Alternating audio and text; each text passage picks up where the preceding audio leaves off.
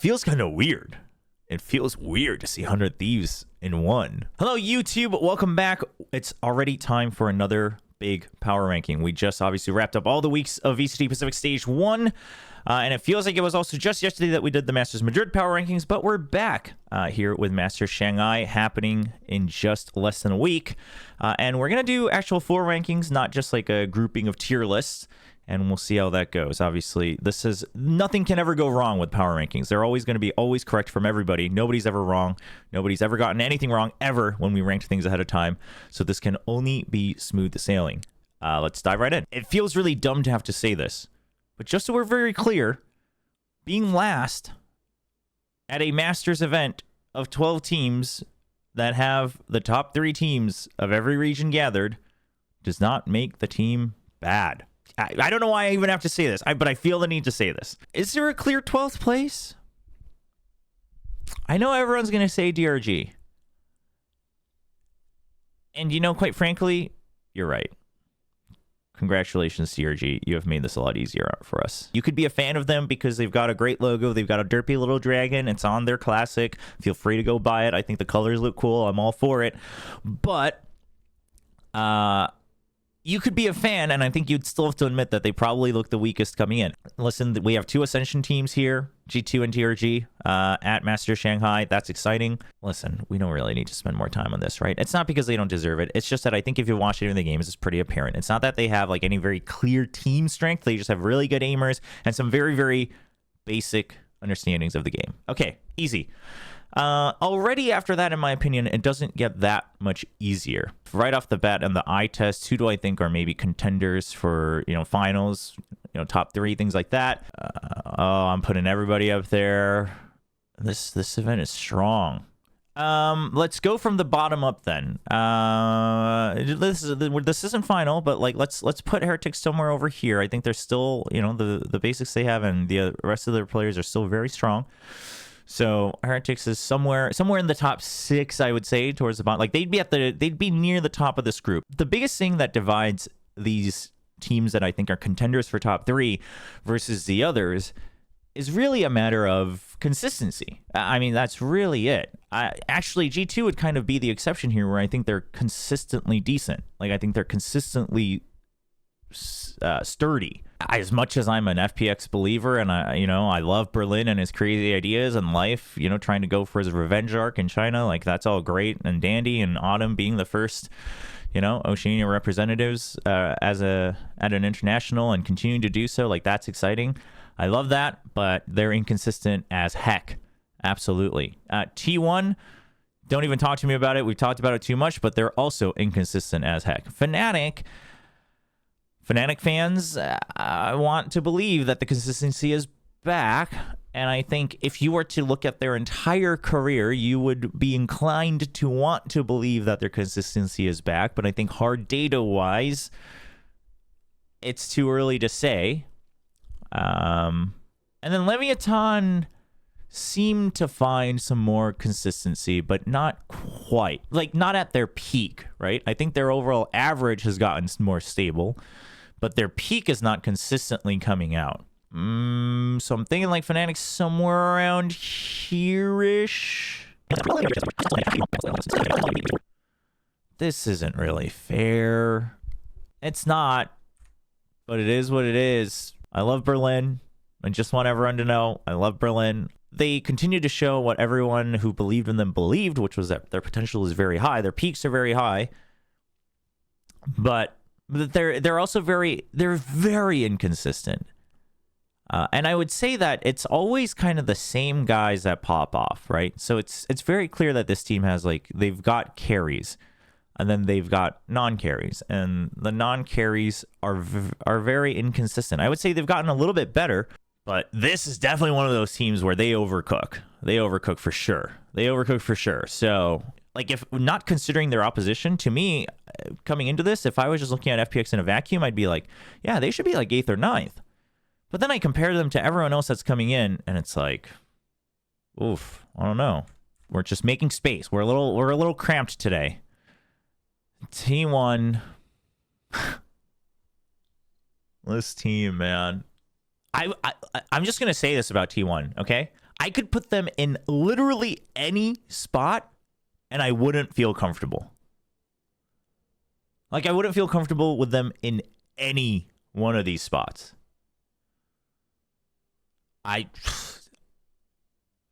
It's simply that I firmly believe that this is probably the team that's hardest to predict what form they're going to show up in. Like, patch or no patch, it doesn't even matter. I think it's the hardest because even looking back, it's hard to tell which one of those felt most like T1 because they were all over the place. They made an IGO change in the middle of the season, etc., etc. But I think their potential is way higher. Like, I don't know. For some reason, I just can't give up on their potential. I think their potential is very high. But obviously, power rankings are not about potential. I guess it's about their current power. Does G2 clear T1? I don't know. Is May 23rd going to be a good day for T1? I don't know. Somebody run the numbers. Somebody go through all the past and see the exact time of day and the angle of the sun and how many clouds are in the sky and what the humidity is and what the numbers add up to on the date. And maybe we find the answer if May 23rd is going to be a good day for T1. But honestly, I have no idea. Wait, May 23rd is National Turtle Day? Where is it National Turtle Day? National? Like in the States? But Rossi's from Turtle Troop, from the States. So maybe. Thing with G2 is I think like 8th or 9th, I think is a very, very fair spot for G2, right? I think already by making it to Master Shanghai, I think they have proven to enough people that they are a very strong team. You may not agree with entirely like their actual power level, but I think they've proven that they're a very strong team. I think they're just a very honest team, right? I think you'd be hard-pressed to argue that they would be at the bottom of the barrel at Master Shanghai, but I think you'd be hard-pressed to say that they should be like an absolute guarantee for playoffs. It's just that Lev has just stronger wildcard power. I would say if you wanted to play a probability game of just like a single matchup, G2 is probably the safer bet. But overall in power ranking, I would say that Lev... listen, Valen's great, but Valen is great, but it's like, listen, I know he matched Aspas in that match of overall frags, and that's incredible, but it's like, but we've said this about Aspas for like every match he's ever played, and it's also just how he does it mechanically. So this doesn't mean that like Valen is objectively worse. It doesn't mean that Aspas is well, actually, I think mechanically Aspas is probably objectively better. I'm just gonna say that. I don't think that's too hot of a take. I mean, you know, maybe I'll get absolutely blasted because I didn't have faith in Fnatic, but we're gonna come back to this. I don't like it. I don't like how this looks. Foot, 100 Thieves, EDG, GENG, Paper X. Listen. I think we've got some strong contenders for top 3, and it's going to be 100 Thieves, GENG, EDG, and Paper X, in my opinion. I think it's time. Now, Foot has some weird ideas that shouldn't work, and then eventually they don't. Foot has some silly things they do. I'm a big believer of silly comps, and I would pick FPX's comps over Foot's a lot of the time. So I agree. Which is why, like, if someone told me, hey, you can have a team for free, then it would be Fnatic over Foot, right? It'd be GENG over Foot. I don't know if it would be T1 over Foot, but you know what I mean? Like, it would be G2 over Foot. But honestly, Foot finally got punished a little bit towards the end in terms of like their comps and stuff. I don't think that takes away from the fact that for most of stage 1, I feel like Foot was one of the more consistent factors that you could look at and be like, well, they're probably making Shanghai, whether it's as first, second, or third. I think Foot's really strong. I've always felt that they were pretty strong, even in their past iterations. They're letting Cena do whatever he wants, and that's probably partly why that things get a little overcooked. But I think he's also a player worth doing that for, right? I think he delivers enough. Obviously, if you're looking to consistently win trophies, probably not the way to do it long term, but I think he does it enough. Out of these, then I think out of those 4, I think it's kind of obvious that EDG should be here. If I do end up solidifying EDG in 4th, it's going to be because of the home crown buff. So we'll come back to that. I may change that, but I am weighing, I guess it's power ranking. So I guess I shouldn't weigh that because this isn't prediction. So we probably will change that. Then it's 100 Thieves, GENG, Paper X. I think GENG is very strong. I think they're a top 3 contender. But this one probably gets split between people. I rate 100 Thieves really high. And it's funny because I've been talking about, I think mechanics is going to matter a lot. I think individual mechanics is going to carry teams a lot. I think it's going to be so important in Master Shanghai. And I do, but I think 100 Thieves, they have enough of it. That's not their color, but they have enough of it. And then they've got some real good color in terms of as a team. I think their strats are good. Their antis are pretty good. Boostio's calling and mid-rounding seems as good as ever, if not better, right? They're really enabling Cryo to clearly just feel comfortable. The idea that they're putting, they're basically pulling an EG and Demon 1, right? They're getting their Star Duelist to play the Jets, and then when they need the Raze, it's Asuna, and he goes to Smokes where he can kind of just pick his own fights at a bit of a calmer pace, right? But it's not like the most complicated of things to do in terms of how they're playing their Smokes and such. But I think 100 Thieves is looking real good. I think to me, they seem like the best rounded package. And as soon as I said that, I realized what I was supposed to do here.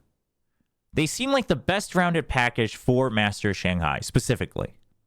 I'm not going to say that, for like the whole year or whatever, but 100 Thieves seems like the best rounded package for Master Shanghai. They've got a little craziness. They're flexible enough. They come in with good ideas. They've got, good set plays on top of it. They've got star carries, but their backlines are strong as ever. I think EU's util is really good in a supporting role. Honestly, everyone's gonna think I did this just for the Jinx. Everyone's gonna think that. But I think 100 Thieves is the best package in all of their current forms. Although it feels kind of weird. It feels weird to see 100 Thieves in one. Am I crazy? Chat, am I crazy? Okay, calm down. It's not done yet. This is first draft. Chat. Whenever, think back to, or maybe think forward to, I don't know how old you are, but to college. If you're submitting that essay, you make that first draft, and then you go back and you make some changes, okay? So I'm going to think about this in groups. These are kind of honestly, 4 through 9 is where things get really dicey for me. Actually, 4 through 11. Oh, hey, it's just like Pacific all over again.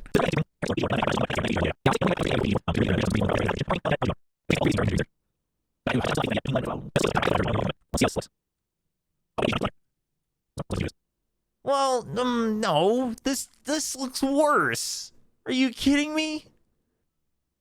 Yeah, but if EDG's here, FPX in 11 really doesn't seem fair now, does it? Man, but do I really think FPX is stronger than G2 or T1? I'm okay with this so far. The only thing that's really lingering on my mind is like EDG. I'm like, I don't know, maybe I'm letting like my expectations for them, the home crowd buff and everything, really mess with my actual power ranking. But Fnatic in 4th, I don't know. Fnatic in 4th, why does that not sit well with me? These teams like are just so volatile on the bottom 6. Chat, this is what's been bothering me though. You know what? FPX is probably Hopium. But then it's like, yeah, but if FPX is 10th, it's the same argument again. It's like, well, if FPX is 10th, is EDG really 5th? And it's like, well, I don't know. In China, I guess not. But then again, EDG did eventually win, right? I mean, quite frankly, if I really wanted to make a hot take, I would put T1 in top 5, but I'm not that crazy. We just went through our power rankings. This is going to be final. I'm locking it in. I'm locking it in. And let's just go through and really review how we feel about these. So 100 Thieves, Paper X, GENG. I think a lot of people would agree that if you had to pick 3, that these would be there. I mean, at least 2 out of these 3, right? Paper X and GENG. Everyone's got Paper X and GENG in their top 3, right? I'm not crazy. Yeah, Pacific's absolutely in the best position to win Master Shanghai. No jinx, no doubt. Okay. The argument for 100 Thieves is probably the one that feels a little crazy for a lot of people. And the biggest thing for me is I explained it while we were doing it. I just think they have the best package coming into Master Shanghai. I think they have a good understanding of the current meta and how they're looking at Valorant. And I've always had a lot of faith in Coach Zeeks as well, even before in League of Legends. And I think he's bringing over that same energy. He helped bring it to EG alongside Potter. And I think he's continuing to bring it on his own here for 100 Thieves as well. It's working out very well with Boostio IGLing. And somehow they have made this, a bunch of players on the 100 Thieves roster that always seem to really just never find that right environment. They made them find the right environment. And I think that just goes along to show that they have a good understanding of their team and they have a good understanding of the game.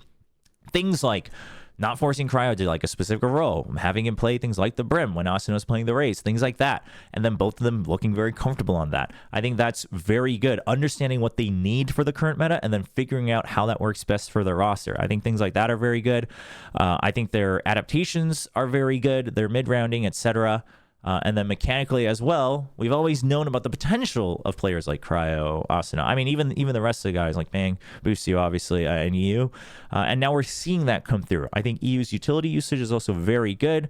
So is Boostio's. I mean, overall, just I think there's a lot to say about all these players, both in terms of individuals and team play.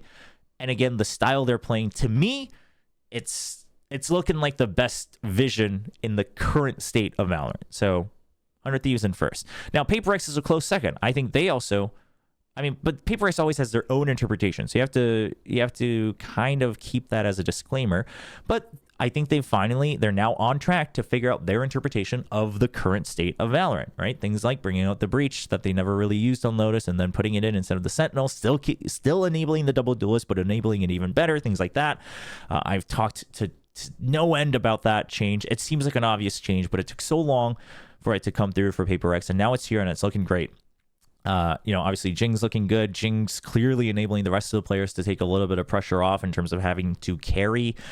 Forsaken is now just like full supporting and playing lurks, and that's working out great for them. Divide continuing to be the backbone. Mindfreak, yes, he had a rough finals in terms of compared to his teammates in the rest of the season, but I still think he had one of the best seasons he's ever had in stage 1. So individually, they're all cracked. They all play. They're back to playing to their strengths, but I just think that they're still a bit, they're unique in that they kind of all in their own vision and direction, which anytime you do that, it's the same with just like if you have an aggro comp in general, that's going to have a pretty gaping weakness. Can they overcome it? I think 100 Thieves has a little bit less of that, which is why I'm ranking them above. And then GENG, listen, if they had beaten PaperX, I'd probably just rank them in second. Maybe if they had beaten PaperX, I might even rank them first, quite frankly. But they lost to PaperX, and it probably wouldn't have been as close if it wasn't for texture. So while they're clearly a very resilient team, very mechanically gifted, and I think they have a really good foundational understanding of just an FPS. I don't know if they've quite caught up to the current state of the game. So I think they're very sturdy and resilient to get into top 3. But we'll see. I'm hoping that they bring in a lot of big changes for Master Shanghai. Then the next tier. These are teams that I think basically have a very clear sturdy factor that should get them into the top 6 in terms of power level, right? That sets them above the other teams, but not quite enough. They don't have like a full package to get into the top 3 of my own rankings. Again, reminder, these are power rankings, where I think these teams' power levels lie. So Fnatic, great individual players, very, very, sturdy Valorant, quite a good system in terms of in the game. I think I was probably rating them a bit harshly because of their past performance being so great. But if you think of it in a vacuum, I think this is a team that you'd be hard-pressed to argue that they are not in the top half of teams in terms of overall power level. EDG, I think the small minor changes they've made, Concon going back to a lot of opping, a lot of pure duelisting, things like that. Smoggy then playing even a bigger supporting role, but really being that silent, cold killer that this team oftentimes needs. Small changes like that, I think, has really helped balance out the team in the current state. And then there might be a dash of home crowd buff. I'm trying to take that away from power ranking. That's only for predictions, but there's probably a dash of that. But I think EDG is coming back in form. I think they're going to continue to look stronger and stronger once again. So that's exciting. And then Foot, I think basically they're similar to Paper X. I think they're very mechanically gifted, and I think they know how to enable that. Now, I would say they're a little bit less sturdy than Paper X. I think Paper X enables it a bit better as a team, whereas Foot enables like specific people, aka CNED. So that's where I think they have a bigger weakness being shown. So that's why there's a bit of a gap between Paper X and Foot. But I think their mechanics and the way they play around that is big enough to push them in, to me, of being like they're one of the stronger teams, right? If we're doing half and half. Then you go into Quadrant 3, Heretics, Leviathan, and G2. Teams that have shown some very, very sturdiness, teams that have shown why you should believe in them, but they're missing something, right? So for Heretics, I think if Minibu was here, I would definitely put them in maybe even top 4. But at least top 6 in terms of power level. But you just have to take into account the fact that, okay, it's just not going to be the same. This is being recorded after we have confirmation that Fnatic is returning. No confirmation on the roles yet. We have some assumptions. But aside from that, individually very gifted. Again, another team that has their own interpretation of the game, but a very good one at that. They've got some consistency as well among some of their players. So that's all very promising. Obviously, Benji being a great anchor enables a lot of things as well. Oh, the overall system, the overall philosophy of how they interpret the game, how they break it down, how they prep, it should all still be there. So they should be in the middle.